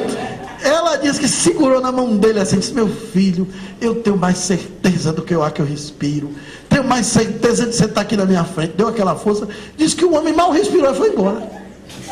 Ela disse: olha, seu corpo, eu vou lhe contar a verdade. Eu falei isso para ele, porque eu fiquei morto de borda de pena, mas certeza mesmo eu não sei até hoje. E ela disse para mim: olha, o senhor fala de um jeito que convence a gente. Se o senhor souber que eu estou no hospital desse para morrer, vai me fazer uma visita. Que é para me dar essa certeza que eu tenho a ele. Você vê como as pessoas às vezes são carentes disso, né? E quase todos nós somos. Só na Índia que tem uma atividade chamada Mahasamadhi, que alguns seres vão, como Paramahansa Yogananda, que foi um grande líder espiritual que veio para cá trazer a mensagem de Krishna. No livro dele, Autobiografia do Yoga, tem a foto do último suspiro. Ele chamou todo mundo, sentou na cama e disse: vou desencarnar sexta-feira, quero todo mundo lá de junto de mim. Chamou os devotos, todos os amigos, todos ficou lá, marcou a hora, deu o último adeus, o último sorriso e foi embora. Isso chama Mahasamadhi. Maha quer dizer grande, Samadhi, saída, grande saída do corpo. Morrer conscientemente. Esse é o nível espiritual possível. Chico Xavier não morreu assim? Escolheu o dia de morrer. Queria morrer no dia que o Brasil tivesse feliz, para ele não deixar tristeza. Foi para a UTI não sei quantas vezes, morre, não morre, e o Brasil ganhou o penta. Quando está em plena festa, Chico Xavier toma uma sopinha, 7 horas, foi para o quarto, assim, foi embora. Morreu no dia que mereceu e quis morrer.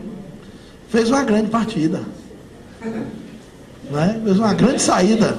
Então a gente tem que se adaptar a isso. E eu sei que aqui tem gente que está precisando mesmo, né? Vocês já estão mais adiantados. Porque depois dos 70 diz que a gente não pergunta ao outro nem como é que vai, é onde é que dói. Eu tenho uma amiga espírita que vocês devem conhecer de literatura, que é o Hermínio Corrêa de Miranda. Eu encontrei o Hermínio tem uns 7 meses atrás, eu apertei a mão dele e disse: tudo bem, Hermínio, como vai? Ele disse: estou desencarnando. Eu disse: está com doença grave? Não, aos poucos. Eu disse: é mesmo?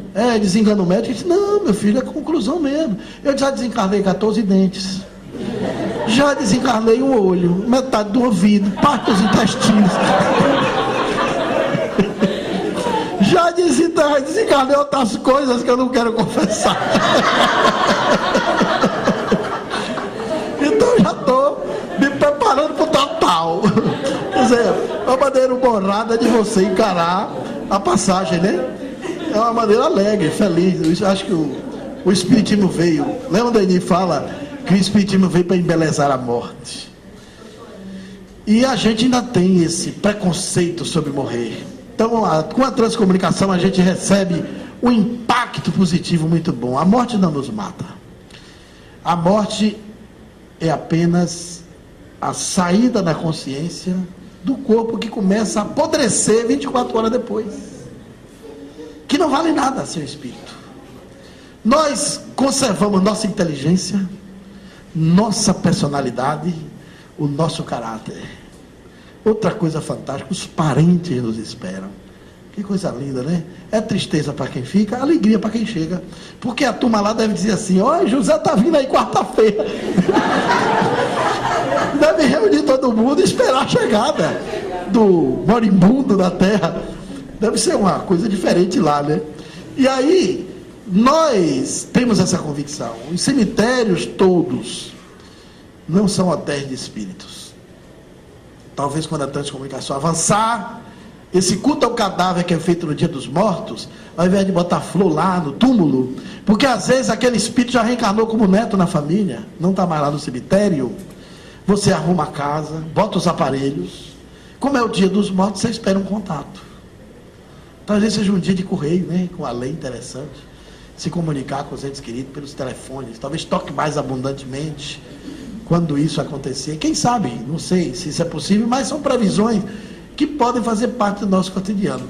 Mas como a hora está avançada, e a gente falou tanto aqui em morrer, em além,